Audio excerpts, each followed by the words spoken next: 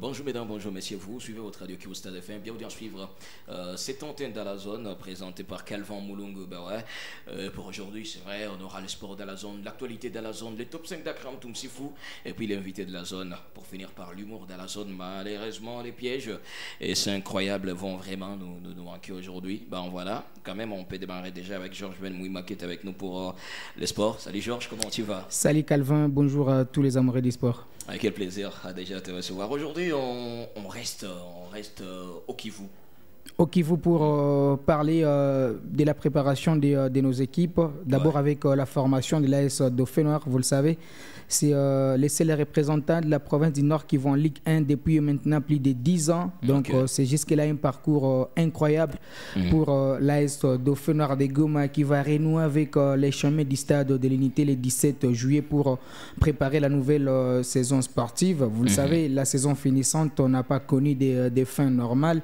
Et pour la nouvelle saison, Dauphin Noir va jouer un championnat avec un nouveau format. Dauphin Noir évoluera dans les groupes B, aux côtés de l'ASV Club de Kinshasa, du dernier club Motema Pembe, ou encore de la Sekouya, la jeunesse sportive de Kinshasa, l'FC Renaissance, l'AC Rangers, Maniema Union, Étoile du Kivu et l'équipe des Célestes. D'ailleurs, au cours de son assemblée générale ordinaire, Dauphin Noir s'est fixé l'objectif de jouer pour les titres la saison prochaine. Donc, nous allons suivre de près la formation des Dauphins Noirs puisque la saison finissante avant l'arrêt du championnat, le bilan des Dauphins Noirs était de 7 matchs joués, une seule victoire seulement devant la formation des Célestes, 3 matchs nuls devant les Sa Majesté Sangabalende, Étoile du Kivu et puis le Bumbashi Sport, et 3 défaites devant l'ASV Club de Kinshasa, Maniema Union, mais aussi les cercles sportifs Dombosco. Et donc Dauphin Noir qui s'est nourri d'autres ambitions. Donc nous ne pouvons que souhaiter bonne chance à ces seuls représentants de la province du Nord qui vont dans la cour des grands. Alors, comme Dauphin Noir joue la Ligue 1, il y a Kabacha qui joue la Ligue D, c'est la deuxième division du championnat national. Kabacha était en assemblée générale ordinaire le dimanche dernier. Question d'évaluer la saison finissante et s'est fixé d'autres objectifs.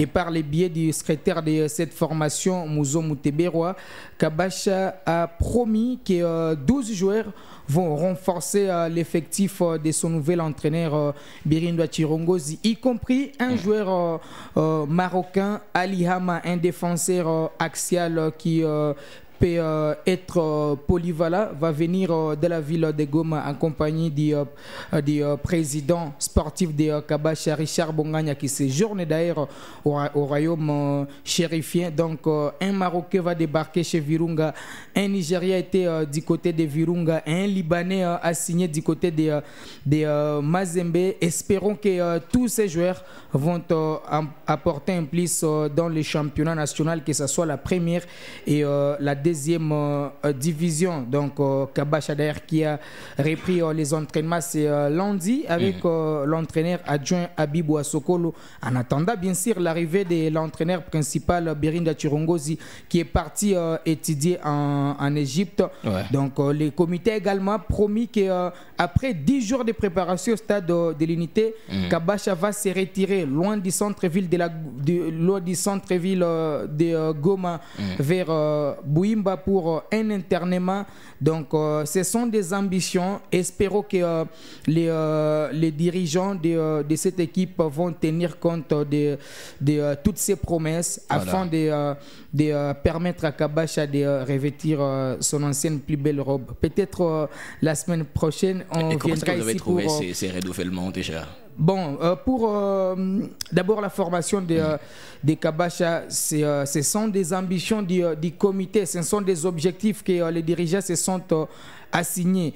Je me suis un petit peu arrêté sur un aspect, la concrétisation de ces objectifs. Donc, si Kabacha se renforce avec 12 bons joueurs. Ouais. Si les Marocains qui vont arriver ici à Goma, c'est aussi un très bon joueur.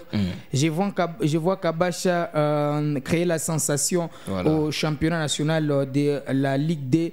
Mais si SL Massi, les promesses seront fallacieuses, donc ça ne pourra pas un petit peu honorer d'abord les comités sportifs, mais également cette formation, puisque aujourd'hui la concurrence est revenue entre Virunga et Kabacha, que ce soit sur le terrain, que ce soit dans les bureaux avec les différents comités. D'un côté, un comité dirigé par Patrick Mounyomo et de l'autre côté Richard Bongagna, deux comités des jeunes. Donc on se dit que la saison prochaine la concurrence sera rude entre les deux équipes populaires de la ville de Goma.